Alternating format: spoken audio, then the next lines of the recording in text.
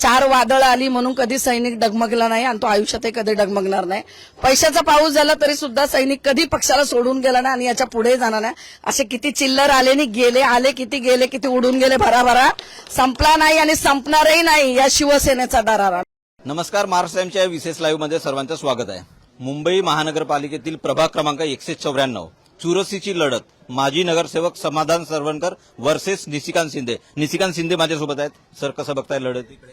आता तुम्ही माजी नगरसेवक म्हटल्यावर आता मी आजी झालो. मला आता अभिमान वाटतो या गोष्टीचा की 194 मध्ये शिवसेना, महाराष्ट्र नवनिर्माण सेना आणि राष्ट्रवादी शरद पवार गट यांच्या माध्यमातून आम्ही निवडणूक लढत आहे. आता विजय दूर नाहीये, फक्त 15 तारखेची वाट बघतो, 16 तारखेची वाट बघतो. शिवसेना, महाराष्ट्र नवनिर्माण सेना आणि राष्ट्रवादीचा विजय असेल. सर, एकंदरीतच या प्रभागामध्ये बघायला गेलं तर माजी नगरसेवक आहेत समाधान सरवणकर, माजी आमदार पण सदा सरवणकर आहेत, त्यांचे पुत्र आहेत, ते सुपुत्र आहेत, आर्थिकदृष्ट्या संपन्न आहेत. या गोष्टींचा कसा आव्हान?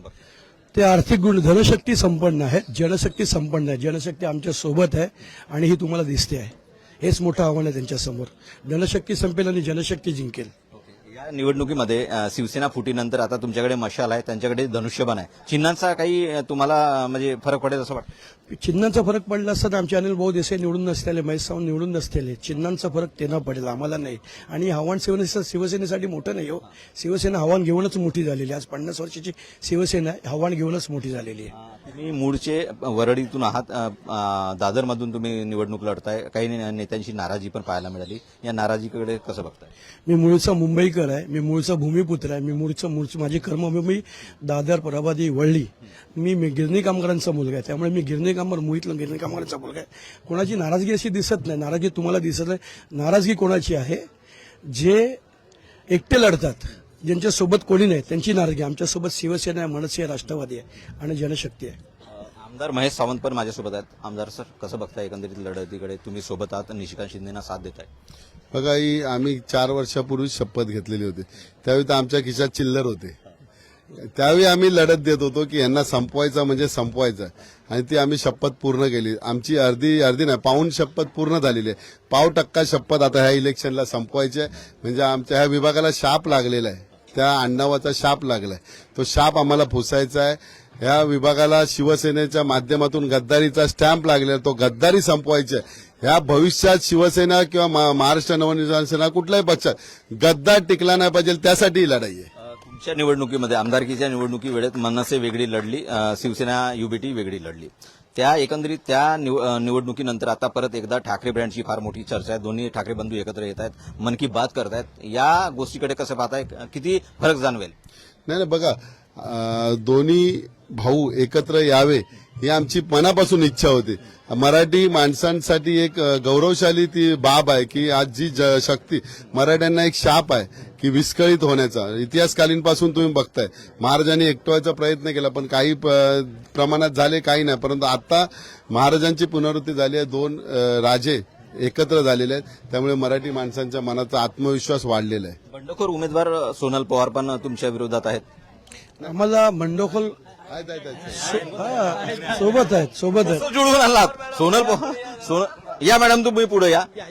सोनल पवारांना तुम्ही सोबत घेऊन आलात, कसं जुळवून आणलात ते सांगा. त्यांना पण विचारतो. त्यांनाच उत्तर द्यायला सांगा ना, कसं झालं. ते सैनिक आहेत शेवटी, त्या दूर गेलेल्या नाहीत. काही गोष्टी असतात, असून तर उत्तर आता संतुष्ट झालेले आहेत. त्यामुळे काय वाटत नाही की जुळवाजुळवीची गरज लागेल. की गेले कित्येक वर्ष ते सोबत काम करत आहेत. थोडं मन मोठं असतं, ते झालेलं आहे आणि आता ते सोबत काम करत आहेत. मनोमिलन झालंय म्हणतात. कसं काय जमलंय? कारण की तुम्ही प्रतिक्रिया फार तीव्र होती तुमची. हे पहा, सैनिक आहे. आपल्या घरामध्ये भांडणं झाले की मुलं सुद्धा आई वडिलांजवळ हट्ट करतात आणि रडतात. तसं मीही, मला जरा थोडं कुठेतरी वाईट वाटलं म्हणून मीही माझी प्रतिक्रिया मांडली होती. पक्षाकडे आम्ही ते सगळं, बाकी काय ते तुम्ही सगळं बाईटमध्ये पाहिलेलं आहे. काय मला वेगळं सांगायची गरज नाहीये.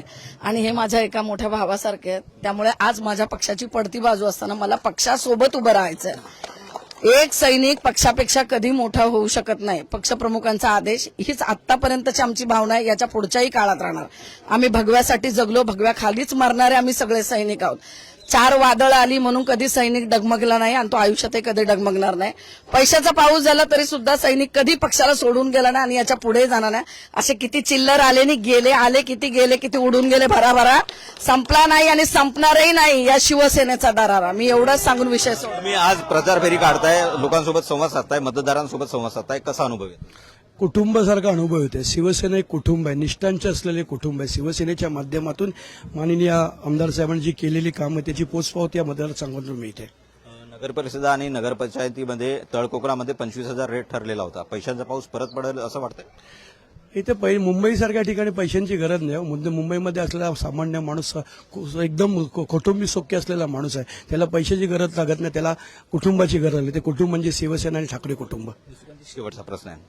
आमदार महेश सावंत तुमच्यासोबत आहेत.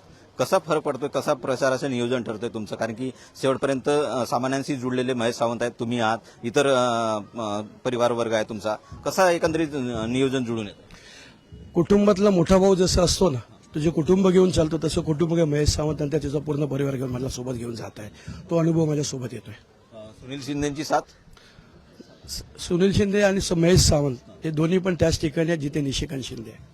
धन्यवाद सर, आमच्यासोबत संवाद साधल्याबद्दल. आपण बघतोय की या प्रभाग क्रमांक 194 मध्ये आता आपण बघतोय शिवसेनेचे उमेदवार आहेत आणि शिवसेना युबीडी पक्षाचे आमदार आहेत, उमेदवार आहेत. या ठिकाणी एकंदरीतच आता 16 तारखेला धनुष्यबाण जिंकतंय की मशाल जिंकतंय हे पाहणं महत्वाचं ठरणार आहे. माझे सहकारी महेश चौगुले सोबत मी कुमार टेंबरे, महाराष्ट्र टाइम्स ऑनलाईन, मुंबई.